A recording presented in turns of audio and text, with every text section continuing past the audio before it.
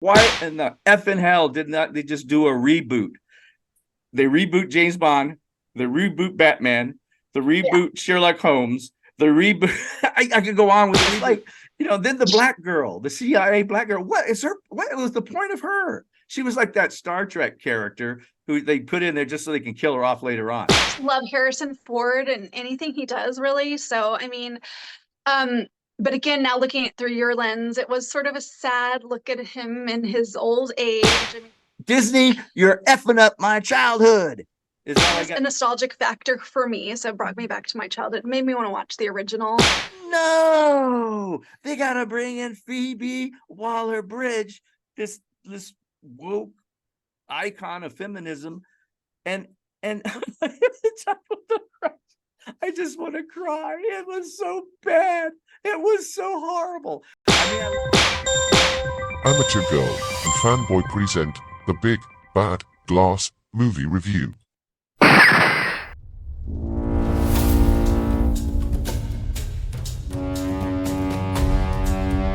Harrison Ford got his break as a contract actor at what movie studio? Stick around until the end of our video to find out.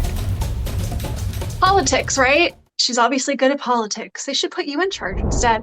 So, I apologize. So I did enjoy Shawnette, even though I dissed her a little bit Oh, okay. because it reminded me of like an Austin Powers sort of a character. She was Mm-hmm. just out of place. But I really did not like Phoebe Waller-Bridge. I don't haven't seen anything else she's been in. Again, I found her very annoying. But I did like the old, yeah. she helped write the last James Bond movie also.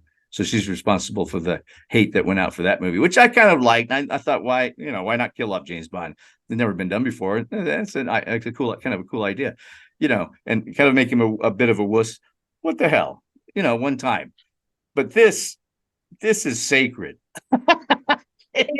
You're right, it is sacred. I did like seeing Antonio Banderas and Toby Jones, and then of course Karen Allen at the end. And again, now for the third time I've said this, looking at through your viewpoint. I mean, the end was not satisfying and really sort of sad. It's kind of like they literally put it in a coffin and buried it. Like I'm like, because I even said that's the last Indiana Jones. I Oh, that's mean, with it. Harrison Ford, anyways. Like I felt like this was like this last attempt to do anything because Harrison is the age that he is, Mm-hmm. and therefore they did this film, and that was sort of why it's like we got to get it in for he can't do it this movie anymore and play this He's role. got. I'm sorry. Go ahead. Um, and so I felt it wasn't satisfying at the end. It was just depressing. And that's the way I felt. I mean, and now I do have a little bit of a different view on it, but I still enjoyed it. I still enjoyed it. I accept your viewpoint. I mean, it's But now I want people. to cry, Gary. So thanks a lot, fanboy. I want You're to welcome. cry. Now Like, let me talk about Rotten Tomatoes. Evidently, I looked it up when I first went to before I went to see the movie on Wednesday, which is a pretty early screening, right? Because it didn't even open to have an opening until Friday in Los Angeles, but here in Thailand we saw it on Wednesday. Um, it was like I don't it was like at 66%, but now it's at 68%. Now that going up. and some people are saying that Disney is screwing with the critics. I went to IGN and they gave it 4 out of 10. And they said the audience is 80%, but I have not yet, except for you, met anybody who liked the movie. I mean, actually liked it. I give it, thumbs down.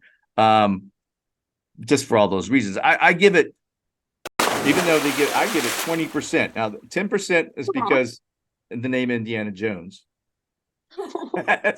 And the other 10% is because I don't know.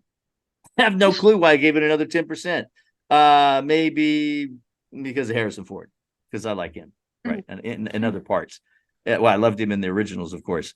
Now, Right. James Mangold, the director, very solid. He has many, many great hits.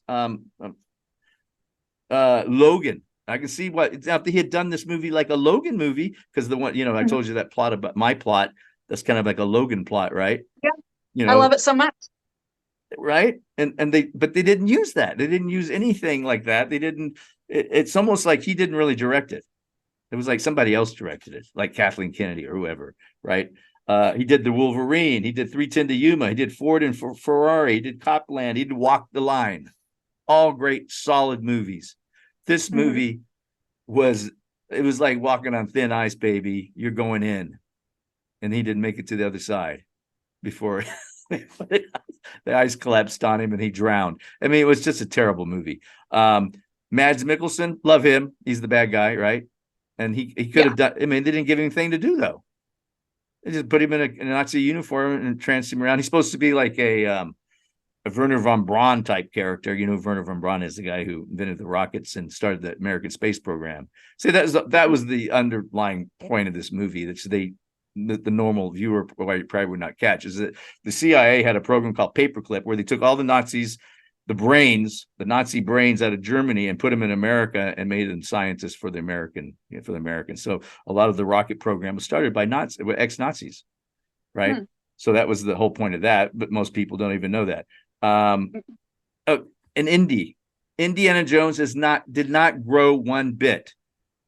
Like I said, your son dies, you turn into a hippie, you go take drugs, you change with the times.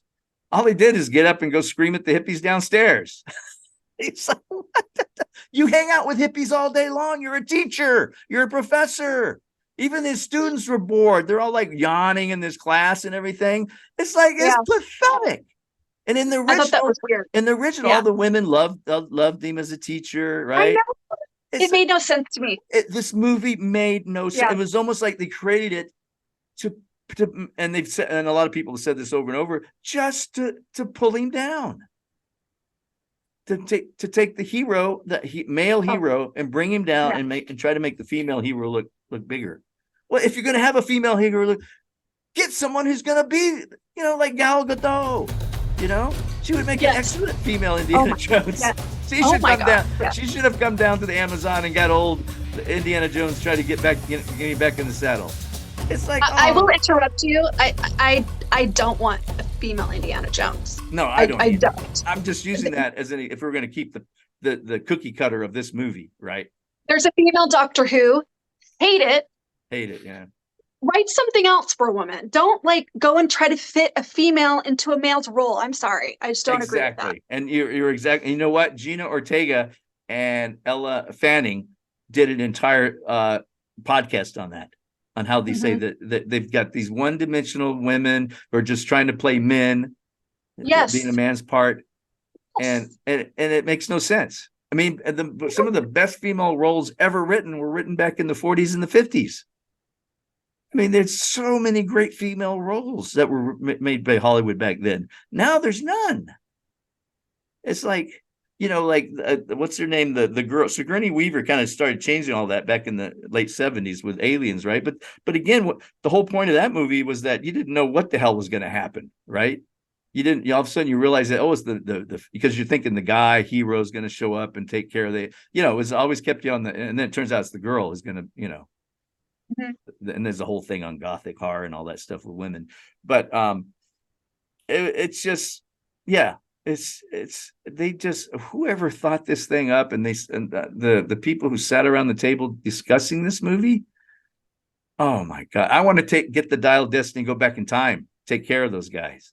It's like I wish there was a Dial of Destiny. I go back and I don't know if I'd kill them all, but I'd figure out how to not make sure they don't show up to those writer meetings. It's like screw up their cars or something, or put some better ideas on the table for them to look at, right? Yeah, put some ideas on their windshield. Oh my God.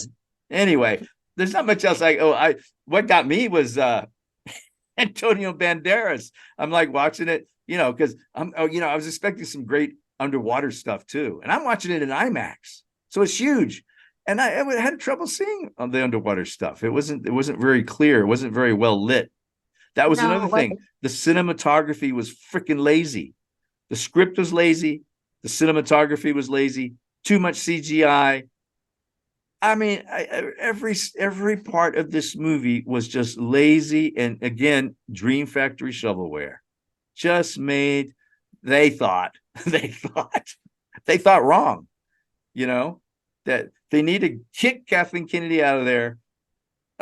Spielberg, he doesn't want to do this kind of stuff anymore. You know, he's evolved. He's changed. He was a kid when he did Raiders of the Lost Ark. You know, brilliant, genius work from a kid. Yeah. But that's not his thing anymore. He's not into that. He's an adult. He wants to do, you know, adult things, right? Adult themes and stuff like that. He has no desire to be doing this kind of stuff. But, you know, and Lucas just looked like, when I saw him on stage at the opening, he just looked like he was a sleepwalker. He's like he's shell shocked. Like, what the hell have they done to my stuff? Had all these great ideas and they just destroyed them, right? Disney is just, I mean, you know, he can take the money and run, but I mean, it's like with all these guys, all it is they'll just take the money and run. You know, they'll be crying all, as they say, we'll be crying, but they'll be crying all the way to the bank, right? Yeah. And, you know, so it doesn't really affect their lives any. They'll just be living the high life just like everybody else, and then go find a better movie to be in. But for us as the viewer who really loved the early Indiana Jones movies, right? So much. So much, you know. I mean, when the original Raiders came out, I was just like, wow. I know. I can't believe the Spielberg is so good, you know. I mean, he had a flop before that with 1941. He had those 2 or 3 years of the early 80s. He had some fantastic he had some brilliant creative stuff coming around. And it was all done. There was nothing lazy about them, right? It was like great cinematography, great writing. You know, they had great writers on it. Everything, you know, they had some real people who really actually, Lawrence Kasdan on the original, and he became a director himself. He was a great writer, great screenwriter. And James Mangold is a co-writer on this, the director.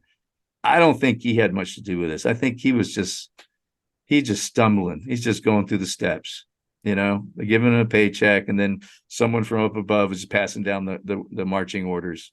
You know, I assume it's Kathleen Kennedy because that's what everybody's pointing the finger at.